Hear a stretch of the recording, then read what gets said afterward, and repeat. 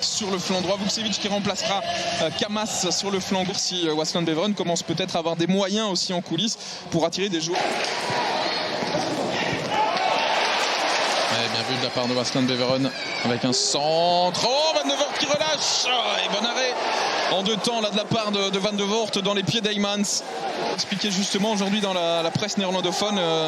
Van de Voort, que parfois quand on repousse il faut avoir un peu de chance, mais là il faut surtout avoir de la vista quand on est gardien, voir que l'attaquant est là et repousser ce ballon dans une zone différente. Et là,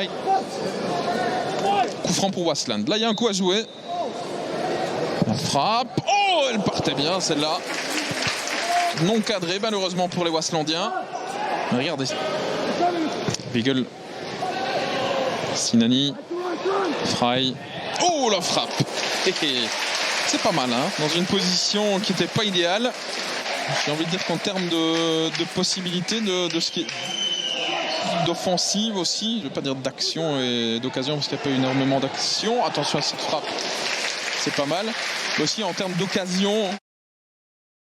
En tout cas, il a déjà prouvé sur ses premières journées qu'il y avait de la qualité à revendre chez lui. Attention à cette perte de balle de Rojowski qui peut coûter cher peut-être à Genk avec la frappe et le ballon repoussé. Il a un peu de réussite je pense Maarten Van de Voort parce qu'il n'a pas de pression que j'en ai en tout cas. L'important pour lui c'est que le ballon n'est pas dans le but évidemment. Belle frappe de Daniel Sinani et le ballon qui bondit juste devant Van de Voort qui met la main. Qui fait des transferts dans ce cadre-là. Là, il y a hors-jeu là par contre il me semble de la part de Weigl qui est parti vers le but. Weigl avec Frey qui ne parvient pas à trouver le cadre. C'était une nouvelle très belle possibilité. C'est limite hein, pour Weigl.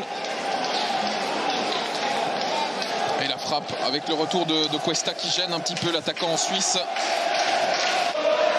Lukumi vers Dessers. Contrôle très bon de la part de Cyril Dessers. La frappe. Oh, Jakers avec un ballon qui a été dévié, je pense, là. Qui est stoppé par le gardien de Waasland Beveren. Belle possibilité. Ouais, il est bien passé. Et effectivement, Cuesta à droite. Centre de Mail. Trop long. Et attention, on réclamait. Oh, l'envoi de Oyen. Il ne passe pas loin. Il n'a pas pu prendre sa première sélection il y a quelques mois à cause du coronavirus. Oyen, premier poteau, c'est au fond. Et ça c'est le scénario classique. Il y a moyen de faire de grandes théories hein, sur ce scénario-là. Mais Waasland Beveren domine, a des occasions, ne marque pas.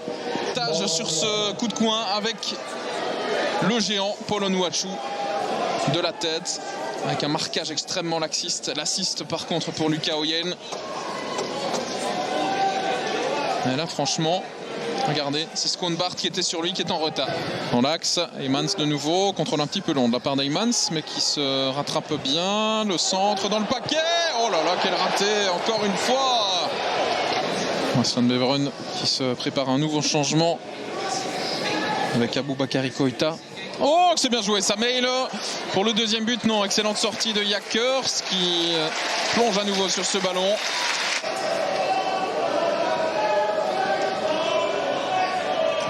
Bien vu de Dessers qui a fait une excellente entrée au jeu, hein, Cyril Dessers.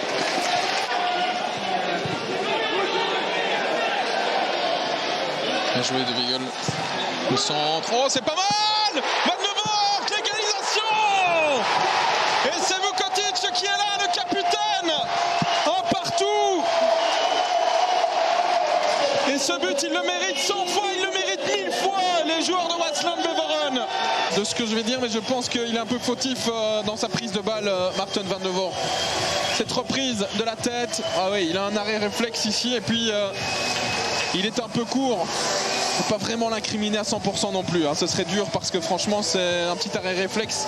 Cela dit, il recule dans son but. On dit toujours que pour être bon, le partage c'est une chose, c'est une bonne petite chose pour Waasland Beveren, mais je pense qu'il restera toujours une petite amertume de ne pas avoir pris les 3 points aujourd'hui pour les hommes de Nicky Hayén qui ont livré une très très bonne partie.